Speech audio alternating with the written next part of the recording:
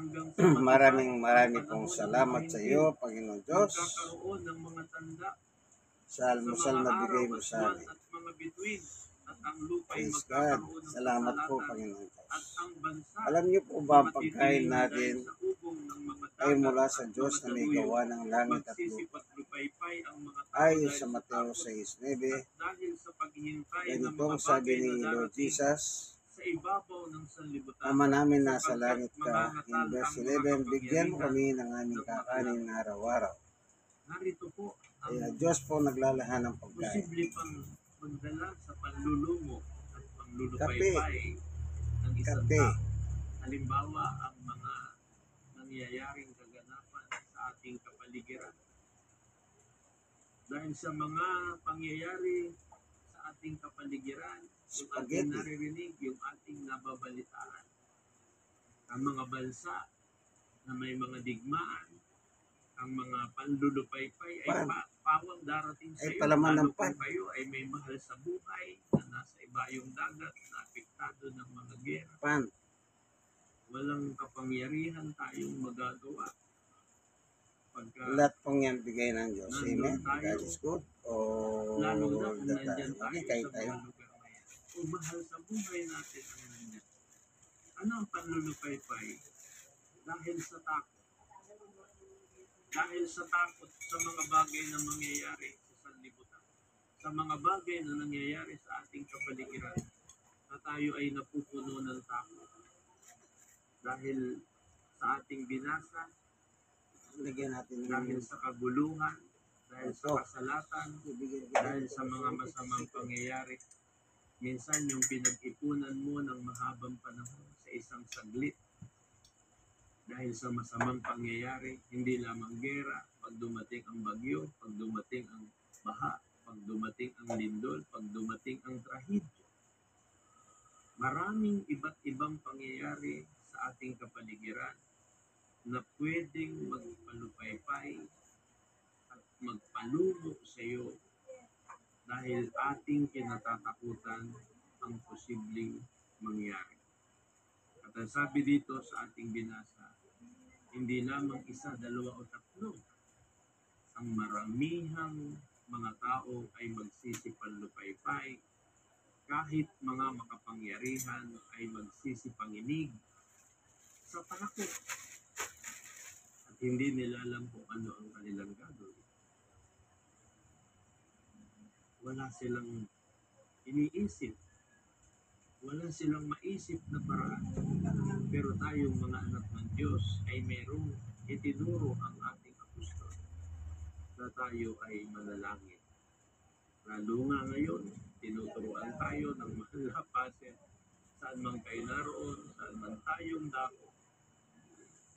Tayo ay manalangin nang kahit papaano ay makapanalangin tayo ng 3 times a day. Sapagkat yun, anumang pangyayari na kinatatakutan natin sa kapaligiran natin, sa mundo natin, yan lamang ang pwedeng mag-alis sa iyo ng takot at yan lamang ang paraan para dalawin ka ng anghel ng Panginoon at tayo ay palakasin sa ating mga panlulupaypay.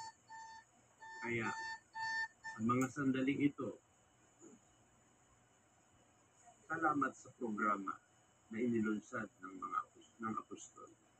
Salamat sa programa na itinuro sa atin sa church. Totoo, hindi maiwasan ang panlupaypay, panlulungo dahil sa takot, dahil sa mga pangyayari na sa ating kapaligiran. Hindi natin kayang iwasan, hindi natin kayang takasan. Subalit, may pwedeng magpalakas sa atin. Ang Diyos sa pamagitan ng Kanyang Espiritu, sa pamagitan ng Kanyang kapangyarihan, sa pamagitan ng Kanyang mga anghel, ay pwedeng dalawin tayo upang tayo ay palakasin, alisin ang takot. Sinusubukan ko po yung aso. Kasi kumakain siya Hindi mo cheese. mantyak, Nilagay ko din yung kakayanin cheese. mo ang mga Sinusubukan ko. pangyayari. Yan ang ugali na hindi mo manaunawaan si Samir. ang kalooban ng Diyos. Si Winter kumain na. Pero kung ikaw At ay ay balong-balong na mananalangin, ng manok anumang tapos kasi. pangyayari na magdadala Pero sa yung isa masyadong sa tigan pa. panlulumo, Kasi umaga eh. tutugunin ka Pero ng kain din siya Panginoon mamaya. upang ikaw ay malakas. Kaya salamat sa Diyos, Kain na po sa tayo. church, sa Kaibigan, atin, mga senyor na laging po ako. itinuturo na Kay tayo stroke ay po ako manalangin 5 years. sapagkat ito O ay person with disability po, tugon 5 years din ako yung tuhod ko. sa ating mga panlulupaypay Kaya na at po sa tayo, ating mga kaibigan, mag-pray po tayo, puso. manalangin. Lalo na ngayon, nagmuran. Tingin Wala mo din kayo ay gagawin sa wala labas, ka huwag ng na kayo lakas, wala lumabas. ka ng kaya, hindi ka na makatayo, Ingat-ingat po, kasi hindi ka napakahirap po. makabangon dahil sa mga Napakahirap. pangyayari sa iyong Lalo na ngayon paligid, umuulan. dahil sa pangyayari sa iyong Sige buhay, po, tandaan niyo po yan. Let's kapatid, manalangin, kaibigan, manalangin, kaibigan. may nagpapalakas sa atin. May Diyos.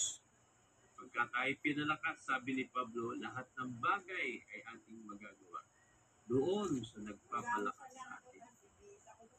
Walang iba kundi ang ating Panginoong Jesucristo. Kaya yan ang ating magandang memory verse. Philippians 4, verse 13. Mayroong nagpapalakas sa atin. Unang Timoteo 1:12. May nagpapalakas sa atin. Gaano man kalakas ang pangyayaring magpapalumo sa iyo, mayroong higit na mas malakas ang Diyos na magpapalakas sa iyo. Purihin ang pangalan ng Ay, manalangin. Manaming Diyos,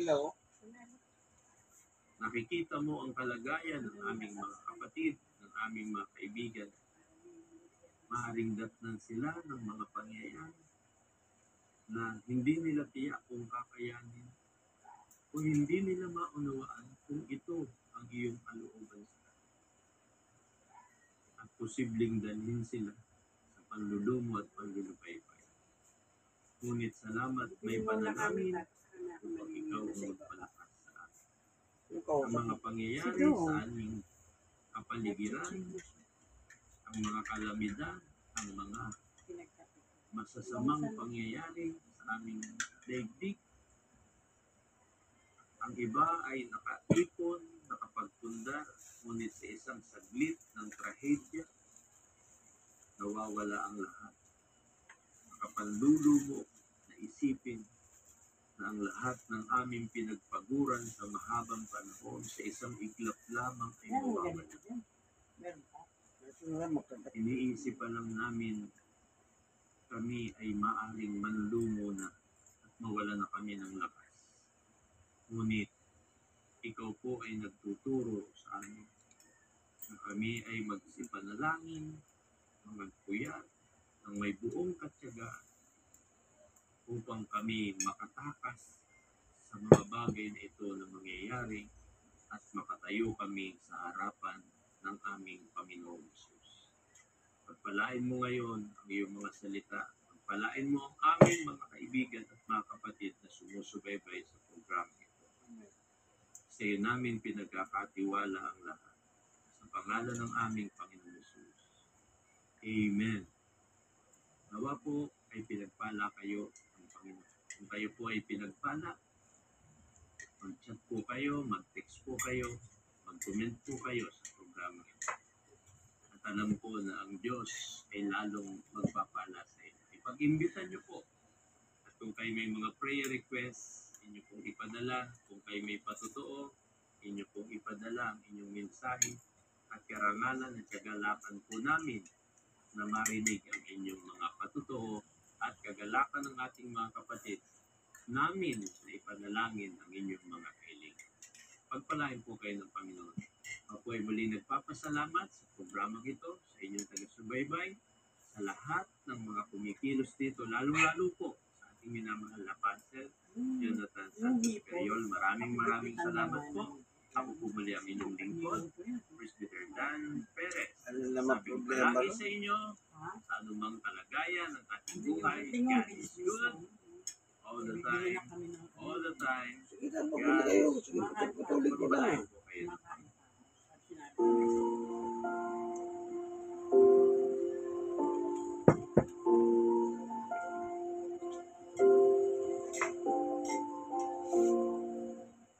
Praise the Lord. Brother Dan Perez, sa biyaya ng salita ng Diyos na inyo pong ibinahagi sa Ginamit umaga. mo na. Tayo po bilang mga tao, nakakaranas tayo ng mga tusok, ng mga panlulunok. Pero ang Panginoon hindi niya ipinangako na tayo hindi makakaranas ng mga Like, pagsubok, ng yes, mga yeah. pagmumupay-pay. Yes, yet. Kundi Yung ang mga ipinangako nasisiran, ng Diyos, isyan mga nyo. hindi niya Thanks. tayo iiwan. Thank hindi you niya for tayo watching. pamamayaan. God Kahit bless nga po us. ang ating Yung kaibigan Panginoon, Jesus, naranasan niya na Brother siya ay Manny Bones. susumin ng Diablo. Bye-bye. Hindi po ba ipinamalas ng Diablo ang, sa ating Panginoon ang sanlibutan at ang Think sanlibutan what kung ikaw ay magpapatira pa